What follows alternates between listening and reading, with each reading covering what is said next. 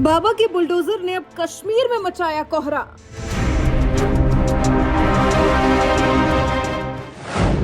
अवैध निर्माण के खिलाफ खूब गरज रहा बुलडोजर।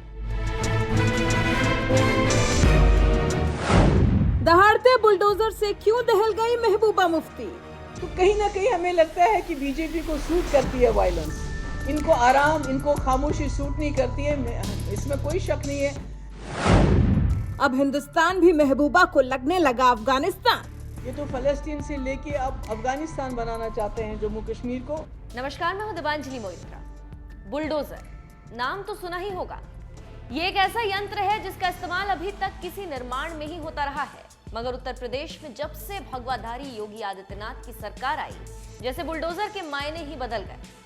अब बुलडोजर सड़क भी बनाता है और अवैध निर्माण को ध्वस्त करते हुए माफियाओं और आतंकियों की कमर भी तोड़ने का काम करता है। सरकार की नीयत साफ है, काम दमदार है और दमदार काम के लिए जनता जनार्दन का आशीर्वाद है। और आशीर्वाद जब है तो भाइयों बहनों, उसमें हम लोगों ने एक यंत्र विकसित किया है। वहां एक्सप्रेस हाईवे भी बनाता है और माफिया और अपराधियों को भी रगड़ता है। मैं जब आ रहा था, मैं देख रहा था यहाँ पीछे 4-4 बुलडोजर खड़े। सीएम योगी आदित्यनाथ के राज में जिस बुलडोजर का इस्तेमाल माफियाओं को रगड़ने में किया जा रहा है, उसका भौकाल अब कश्मीर घाटी में भी देखने को मिल रहा है, जहां सरकारी जमीन पर कब्जा करने वालों के खिलाफ ताबड़तोड़ एक्शन जारी है। नेताओं, अलगाववादियों और आतंकियों से लेकर आम आदमी तक जिसने भी सरकारी जमीन पर अवैध कब्जा किया है, उनसे कब्जा छुड़ाने के लिए बुलडोजर का ताबड़तोड़ इस्तेमाल किया जा रहा है। इतना ही नहीं, घाटी में किस कदर सरकारी जमीनों पर कब्जा किया गया, ये आप इसी बात से समझ सकते हैं कि मीडिया रिपोर्ट के मुताबिक प्रशासन की ओर से हाल ही में कश्मीर में सरकारी जमीनों पर कब्जा करने वालों की जो दूसरी लिस्ट जारी की है, वो तो और हैरान कर देने वाली है। इस लिस्ट के मुताबिक श्रीनगर में न सिर्फ पूर्व मुख्यमंत्री डॉक्टर फारूक अब्दुल्ला का नाम है, बल्कि जम्मू कश्मीर बैंक की कई ब्रांच और यहां तक कि श्रीनगर की पूरी रेडियो कॉलोनी भी सरकारी कब्जे वाली जमीन पर स्थापित की गई है। इसी लिस्ट के मुताबिक सोनमर्ग और गगनगीर इलाके में तो 28 होटल भी ऐसी ही भूमि पर बने हैं।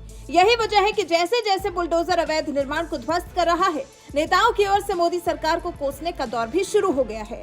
जम्मू कश्मीर के पूर्व मुख्यमंत्री और पीपल्स डेमोक्रेटिक पार्टी के अध्यक्ष महबूबा मुफ्ती तो इस कदर बौखला गई है कि जैसे उन्होंने भी सरकारी जमीन पर अवैध कब्जा किया हो। यही वजह है कि उन्होंने हिंदुस्तान की तुलना तालिबान शासित अफगानिस्तान से कर दी और एक बयान में कहा, अगर अभी आप कश्मीर जाएंगे तो वो आपको अफगानिस्तान जैसा लगेगा, क्योंकि वहाँ बुलडोजर चलाए जा रहे हैं। अतिक्रमण के नाम पर लोगों को अपनी जमीन से निकाला जा रहा है, लोगों को टारगेट कर बुलडोजर चलाया जा रहा है। अगर आप आज कश्मीर जाएंगे तो आपको वो अफगानिस्तान जैसा लगेगा, because the bulldozer is there. अभी 370 के साथ खत्म करने के साथ दे आउटसोर्स्ड आर हमारी आइडेंटिटी खत्म की, हमारे जॉब्स आउटसोर्स किए, land was outsourced, our minerals were outsourced, our resources were outsourced. When I say outsourced, they were given to the outsiders. They are still being given to the outsiders. मुस्लिम बहुल देश अफगानिस्तान और फिलिस्तीन से हिंदुस्तान के कश्मीर की तुलना करते हुए महबूबा मुफ्ती ने आगे कहा, पहले हम सोचते थे कि इजराइल फिलिस्तीन के साथ जो करता है, बीजेपी ने उससे सीख ली है, लेकिन अब उन्होंने इसे पीछे छोड़ दिया है। वो जम्मू कश्मीर को अफगानिस्तान जैसा बनाना चाहते हैं। पहले तो हम सोचते थे कि जो इजराइल करता है फ़लस्तीन के साथ, शायद बीजेपी ने वहीं से सबक सीखा है। अब तो लगता है वो भी नहीं है, तो उससे भी आगे चला गया है। ये तो फ़लस्तीन से लेके अब अफ़गानिस्तान बनाना चाहते हैं जम्मू कश्मीर को।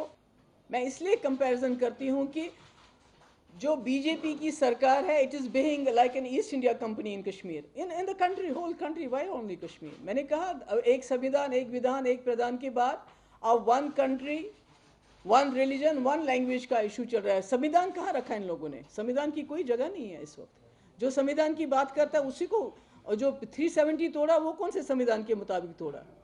सुप्रीम कोर्ट की रूलिंग है बाज़ाब्ता 370 के बारे में, इन्होंने तो उसको भी अनदेखा किया। तो मैं क्यों ना करूँ? अगर आप कश्मीर आ जाएंगे, मैंने कहा ना, आई एम सॉरी कि आपका ये नहीं, मैं दिखाती आपको कि वो फ़लस्तीन तो फिर भी बेटर ऑफ है, उनकी तो कोई लोग बात करते हैं। ये तो अफगानिस्तान से बदतर हो रहा है, जिस तरह से वहाँ बुलडोज़र लेके लोगों के घरों को तोड़ा जा रहा है। टीन वाले मकान है बेचारे लोगों के, उनको तोड़ा जा रहा है। क्या मकसद क्या है? पाकिस्तान से बात करने की हिमायती रही महबूबा मुफ्ती ने विपक्ष से एकजुट होने की अपील करते हुए कहा, बीजेपी को हिंसा सूट करती है। वो अब देश में एक धर्म की बात कर रहे हैं, एक भाषा और एक देश की बात कर रहे हैं। विपक्षी दलों के नेताओं से हम गुजारिश करते हैं कि आप बोलिए, हमने इंडिया से हाथ मिलाया है, पाकिस्तान से नहीं। तो कहीं ना कहीं हमें लगता है कि बीजेपी को सूट करती है वायलेंस। इनको आराम, इनको खामोशी सूट नहीं करती है, इसमें कोई शक नहीं है। मैंने कहा एक संविधान, एक विधान, एक प्रधान की बात।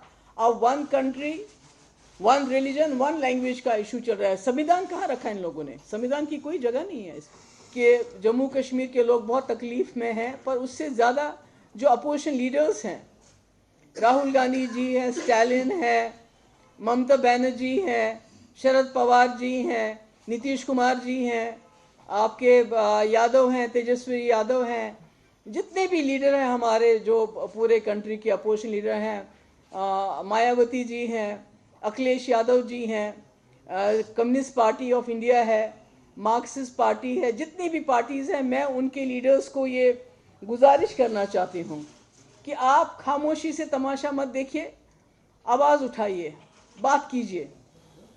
तो ऐसे में अब बचा क्या था हमारे पास?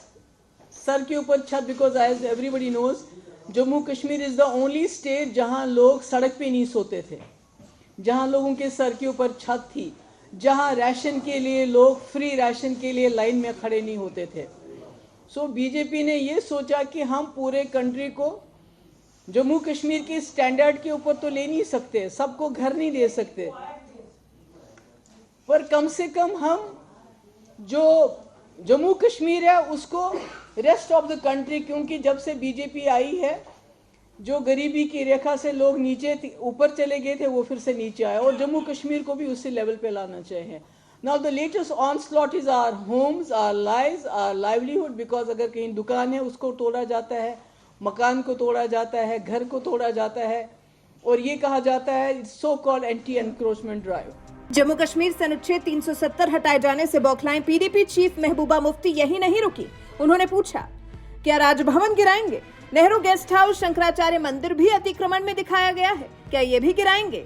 उसमें राजभवन है, क्या राजभवन को गिराएंगे? क्या लेफ्टिनेंट गवर्नर साहब, क्या उसको गिराएंगे, उसको डिमोलिश करेंगे? Nehru guest house, of course उसको तो गिराएंगे क्योंकि नेहरू का नाम है। Shankaracharya, which is thousands of years पुराना टेम्पल, कैन यू इमेजिन? उसको भी गवर्नमेंट एनक्रोच में दिखा रही है कि शंकराचार्य एनक्रोचमेंट लैंड में बना हुआ है। इसी तरह हमारी जियारतें, सैयद साहब, which is hundreds of years old. वो क्या कह रहे हैं इस वक्त कश्मीर के लोग, जो पिछले 3 साल से बिल्कुल खामोश थे? खामोशी से NIA हो, ED हो, सबका जुल्म सह रहे थे। हमारे वहाँ जो UAPA लगाया जाता है जर्नलिस्ट को, जो एक्टिविस्ट हैं, पॉलिटिशियंस हैं, उनको PSA लगाया जाता है, पर उसके बावजूद खामोश थे। पर आज लोग खामोश नहीं है, आज चिल्ला रहे हैं, आज चीख रहे हैं। तो मेरी यही गुजारिश है वंस अगेन जितनी भी अपोजिशन की पार्टीज हैं कि वो इसके बारे में बात करें, अपनी आवाज उठाएं। महबूबा मुफ्ती भी गजब की राजनीति करती हैं। एक तरफ वो जम्मू कश्मीर को भारत का ताज बता रही हैं, तो वहीं दूसरी तरफ कश्मीर आने वाले हिंदुस्तानियों को बाहरी कह रही हैं, जैसे कश्मीर कोई अलग ही देश हो। शायद इसी वजह से जब पूरा भारत आतंकवाद की खेती करने वाले पाकिस्तान के खिलाफ होता है, तो महबूबा मुफ्ती मोदी सरकार से कहती हैं कि पाकिस्तान से बात करनी चाहिए। जब अनुच्छेद 370 हटाए जाने पर पूरा देश जश्न मनाता है, तो महबूबा मुफ्ती आंसू बहाती नजर आती हैं, मगर वो भूल जाती हैं कि सत्ता में प्रचंड बहुमत वाली मोदी सरकार है, जो अगर तय कर लेती है कि घाटी से 370 हटाना है तो हटाना ही है, और मोदी सरकार हटाकर दिखा भी देती है। उसी तरह से अगर मोदी सरकार ने तय कर लिया है कि कश्मीर में सरकारी जमीनों पर अवैध कब्जा करने वालों के खिलाफ बुलडोजर की कार्रवाई करनी है, तो वो होकर रहेगी, भले ही विपक्ष कितना ही हो हल्ला क्यों न मचाए। वैसे एक बात और आपको बता दें, आधिकारिक आंकड़ों के मुताबिक पूरे जम्मू कश्मीर में अभी तक 5 लाख कनाल से अधिक की भूमि अतिक्रमण से मुक्त करवाई जा चुकी है। हजारों घरों और दुकानों को जमींदोज कर दिया गया है। यही वजह है कि महबूबा मुफ्ती प्रशासन के बुलडोजर पर सवाल उठाते हुए कश्मीर की तुलना अफगानिस्तान और फिलिस्तीन से कर रही है। उनके इस बयान पर आपका क्या कुछ कहना है? अपनी राय हमें कमेंट कर जरूर बताएं।